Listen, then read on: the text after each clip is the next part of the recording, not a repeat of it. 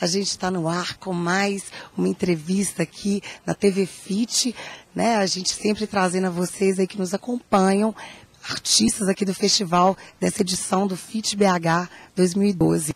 Aqui ao meu lado, que sempre nos acompanha, é o Valmir Santos, jornalista cultural há 20 anos, pesquisador de teatro e autor de biografias de grupos de São Paulo, do Rio de Janeiro e também de Porto Alegre. E hoje a gente recebe, né, uma pessoa muito especial, um artista de origem africana, nascido no Congo e radicado na França. Olivier de Sagazan traz para essa edição do FIT um projeto singular que envolve 5 performances. São criações que sintetizam décadas de trabalho com o corpo em mutação e em transgressão. Entre as ações que serão exibidas no festival estão as 2 partes de Transfiguration, né, em que o homem modifica as características de seu rosto por meio de argila em busca de seu eu. Sagazan inspira-se numa citação do teatrólogo francês Antonin Artaud. O rosto humano ainda não encontrou a sua expressão verdadeira e é o pintor que tem o poder de revelá-la. E aí, Valmir, fala aí pra gente qual que é a importância, qual que é a relevância da gente receber o trabalho do Sagazan aqui no FIT 2012. Fala pra gente. Bom, as performances do Sagazan, elas são difíceis de serem classificadas.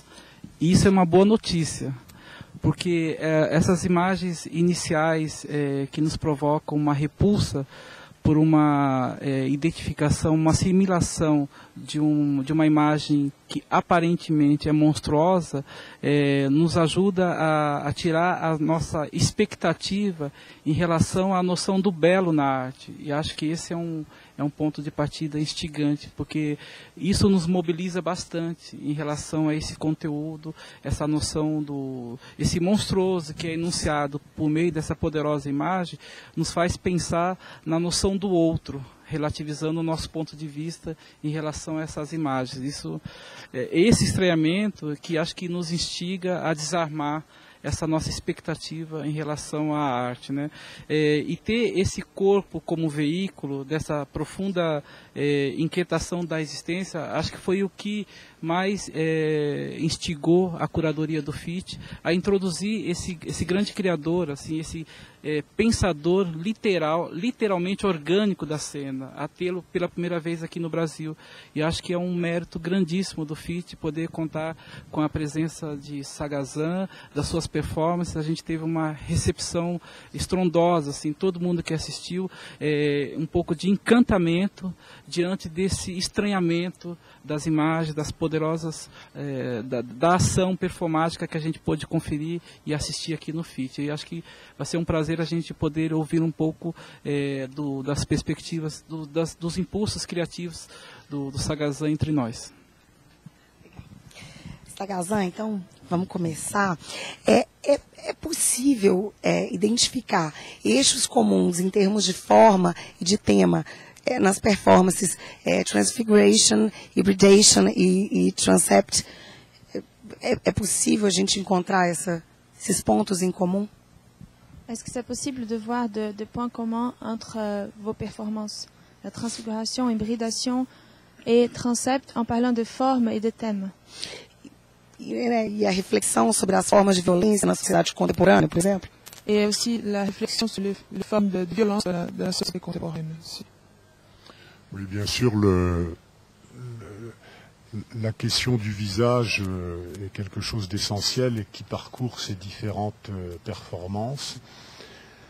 Le visage est la région du monde la plus sacrée, et ça c'est vrai dans toutes les civilisations, et nous identifions tous la personne, le sujet, avec le visage. Ele diz que o rosto é o que existe de mais sagrado no mundo inteiro, em todas as civilizações. É o rosto que apresenta as pessoas, que possibilita a identificação mesmo de pessoas e conceitos e formas de pensar. Par conséquent, pour quelqu'un comme moi qui, dans les inquiétudes philosophiques que je suis, me pose des questions sur l'identité, le passage par le visage vu que je suis plasticien d'abord, sculpteur, était essentiel. Ele diz que a passagem pelo rosto é essencial para ele, porque ele se questiona muito a questão da identidade, ele possui muitos questionamentos filosóficos existenciais. Então, passar pelo rosto é algo de essencial, e por ele ser artista plástico, ele é pintor e escultor, né, desde o princípio, isso ainda é muito mais marcante para ele. Par conséquent, dans ces 3 ou 4 performances, on retrouve toujours omniprésente la question du visage et de sa transformation. Donc l'idée de mon processus créatif, c'est de jouer sur ces transformations du visage avec de la terre. Et qui plus est, la plupart des fois, c'est un travail qui est fait en aveugle. Et ça, c'est quelque chose sur lequel je reviendrai et qui est essentiel.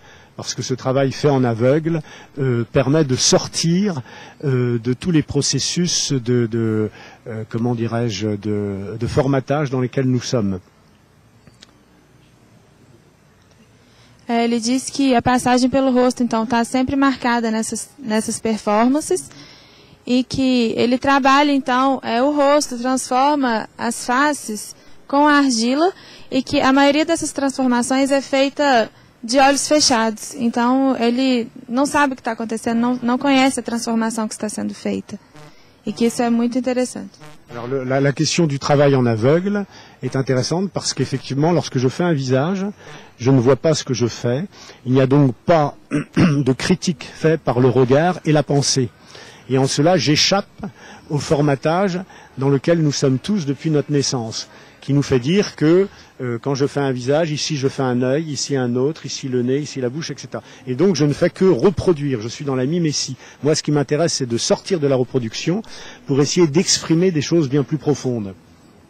E essa questão de fazer com os olhos vendados é muito interessante porque elimina qualquer crítica e julgamento do pensamento e da visão que a gente pode ter, né? Porque como você não enxerga, a gente não consegue comparar isso com o que a gente conhece. E que essas questões que a gente aprende desde que a gente é criança, de onde são os olhos, onde é o nariz, onde é a boca, ele não consegue representar exatamente. Ele sabe onde as coisas estão localizadas, mas isso para ele não tem uma localização fixa. Então ele se sente mais livre nesse sentido. Le visage idéal, aujourd'hui, a trouvé sa forme. On en a ici un exemple, et c'est typiquement ça. Toutes les belles femmes aujourd'hui se ressemblent de plus en plus parce que nous tendons tous vers un archétype. Et cet archétype-là, en quelque façon, je m'excuse de vous dire ça, mais en quelque façon, est un mode de refus de la pensée et de refus de la liberté. Donc, un artiste cherche la liberté, et pour retrouver cette liberté, parfois, il faut devenir aveugle. Ele diz que os rostos estão cada vez mais padronizados, né? E que ele diz que aqui a gente tem um exemplo de um rosto bonito e que corresponde a essas identificações e localizações perfeitas que a gente tem. Mas que isso, na verdade, pode representar, essa padronização do rosto pode representar uma recusa de pensamento e de reflexão. Porque os rostos estão ficando todos iguais e a gente não consegue mais diferenciar as coisas. E é por isso que fazer esse trabalho de olhos vendados é tão importante. Alors je pense qu'il faut, en tant qu'artiste, essayer d'arracher les masques, sortir des masques et sortir comment dirais-je, du formatage médiatique pour essayer de voir ce que la vie peut nous proposer. Et la vie, quand on regarde, on étudie comme un biologiste ce que la vie nous a proposé depuis des milliards d'années, c'est extraordinaire. Et donc il faut retrouver cette richesse-là. Et cette richesse-là se retrouve grâce au hasard et au désir. Quand il y a ces deux choses-là, le hasard et le désir, tout est possible. E ele diz que o artista, então, ele tem que tentar tirar essa máscara para poder enxergar a realidade e ver até onde ele pode chegar, né? Sair desses padrões do rosto, sair desses padrões que a gente está cada vez mais próximo para conseguir alcançar uma coisa maior. E que hoje tudo a gente consegue através do destino e do desejo.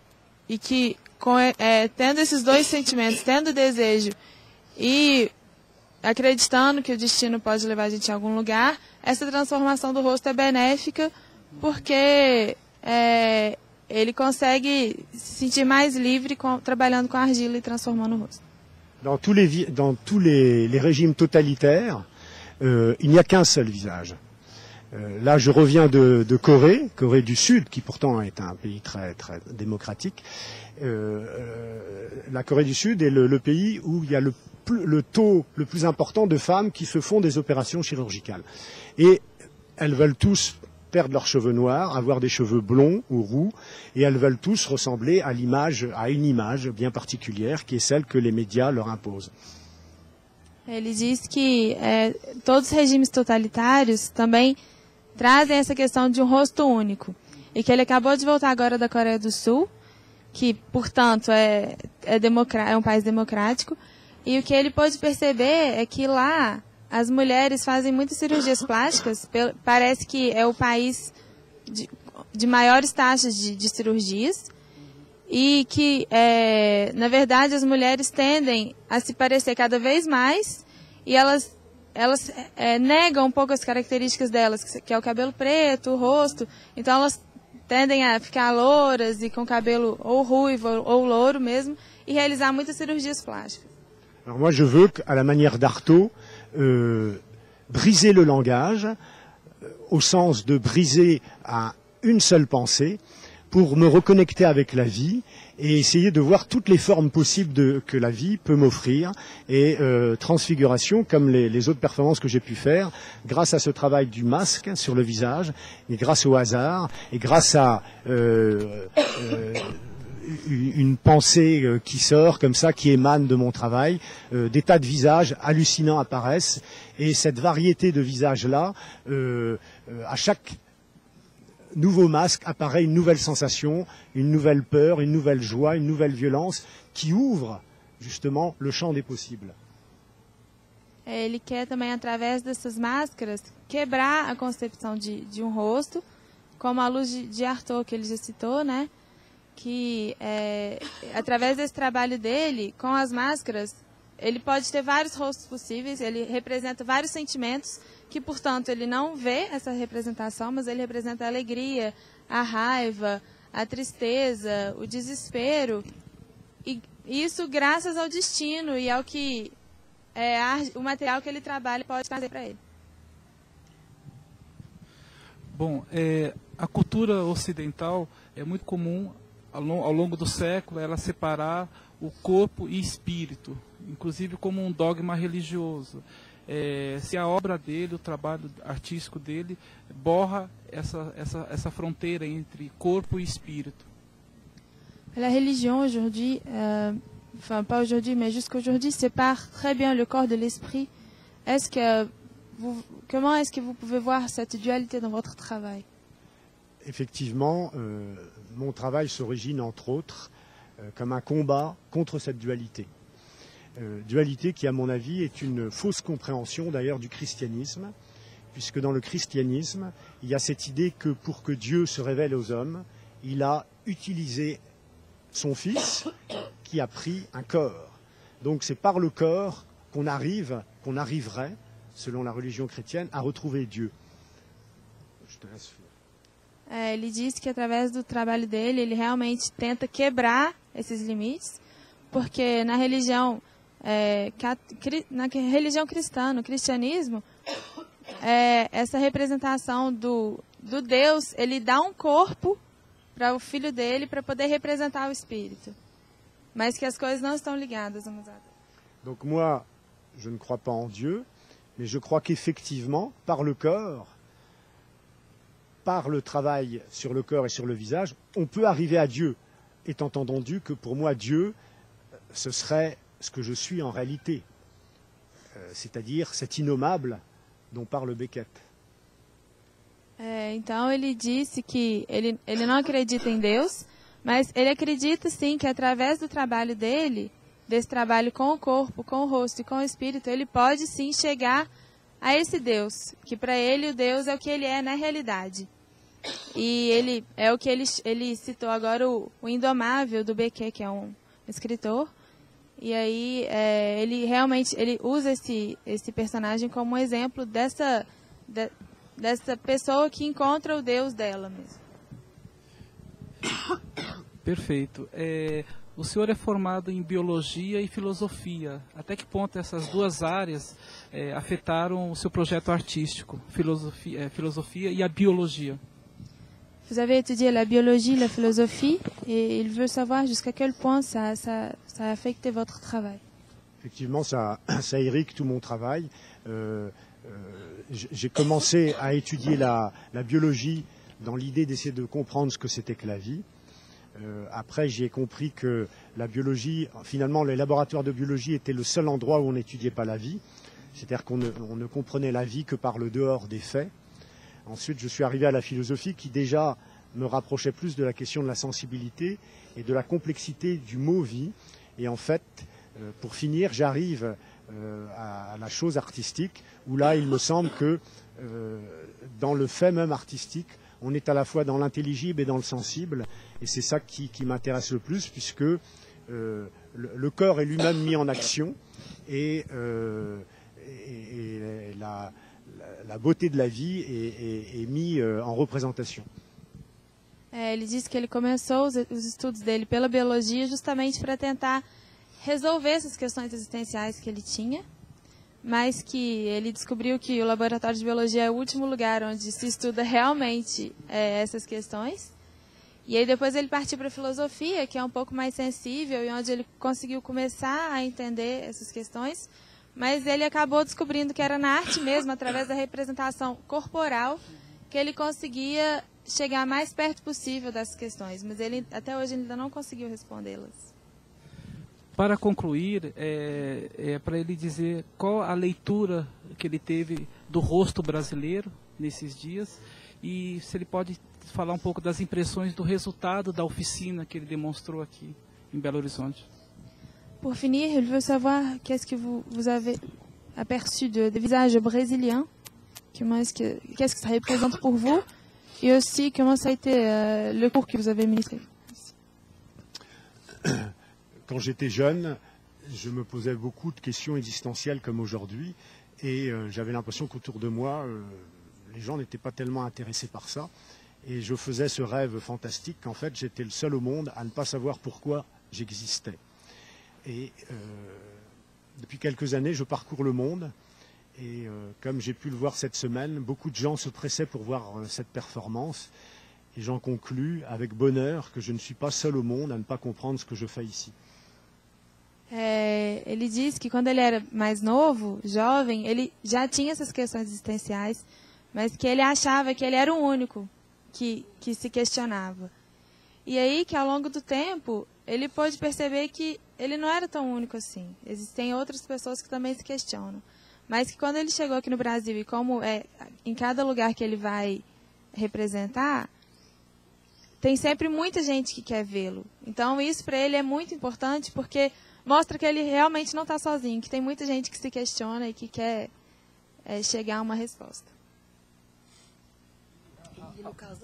Resultado da oficina, a conclusão da oficina. Le résultat de masterclass, comment ça a été? Le masterclass était un bonheur parce que j'étais avec 10 étudiants qui vraiment voulaient comprendre, voulaient essayer des tas de choses et qui n'ont pas hésité à essayer transfiguration, se recouvrir le visage de terre, se transformer et même se mettre nu et essayer des tas d'expériences qui ont donné ce spectacle qui a tout de même été monté à partir de seulement trois représentations et qui était, je trouve, d'une grande beauté parce qu'il y avait chez ces étudiants-là à la fois un désir de vérité et une grande naïveté, une grande beauté. Ele achou ótimo, na verdade ele esteve com 10 estudantes, né, durante 3 tardes, e ele achou muito legal essa busca também pelas respostas dessas questões. Os estudantes estavam muito abertos a se cobrir de argila, a entrar no jogo das questões existenciais, de conseguir dizer realmente, deixar transparecer pelo corpo o que eles realmente sentem, e que eles estavam realmente dispostos, né, a participar, a se cobrir de argila, a ficarem nus. Na representação de ontem, os estudantes estavam nus. E ele achou assim, muito bonita essa inocência e, ao mesmo tempo, essa busca pela verdade que eles conseguiram alcançar durante essas tardes. Je voudrais ici les remercier du fond du cœur. E ele está querendo os agradecer do fundo do coração aqui. Para concluir de fato, apesar da negação de Deus, a gente pode entender que a sua obra tem uma profunda dimensão do sagrado. Juste pour finir, même si vous ne croyez pas à Dieu, est-ce qu'il y a une dimension sacrée dans votre travail? Ben oui, la vie est ce qu'il y a est la chose la plus sacrée et que j'essaie d'exalter, de mettre en évidence. Hier, j'ai rencontré une femme qui justement me disait quelle serait la perte la plus horrible pour vous. Ben, la perte la plus horrible, ce serait d'oublier que je suis en vie et de ne plus y faire attention.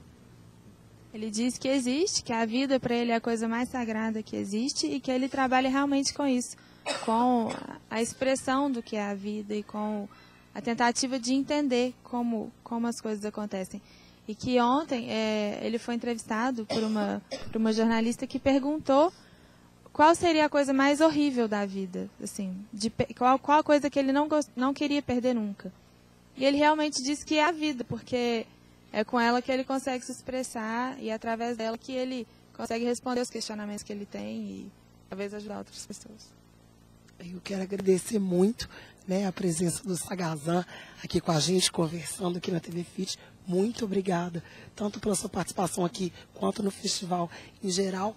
Agradeço a você que está nos acompanhando, né, também aqui conosco. Ah, sim, bem lembrado. Quero agradecer muito a Juliana Ferreira, tradutora e foi a receptiva do Sagazan, que nos ajudou aqui a comunicar melhor com ele. Muito obrigada, querida. Imagina. E agradeço, então, agora sim, a você que nos acompanha. Segura aí um pouquinho, que daqui a pouco a gente está de volta com mais uma entrevista. Até!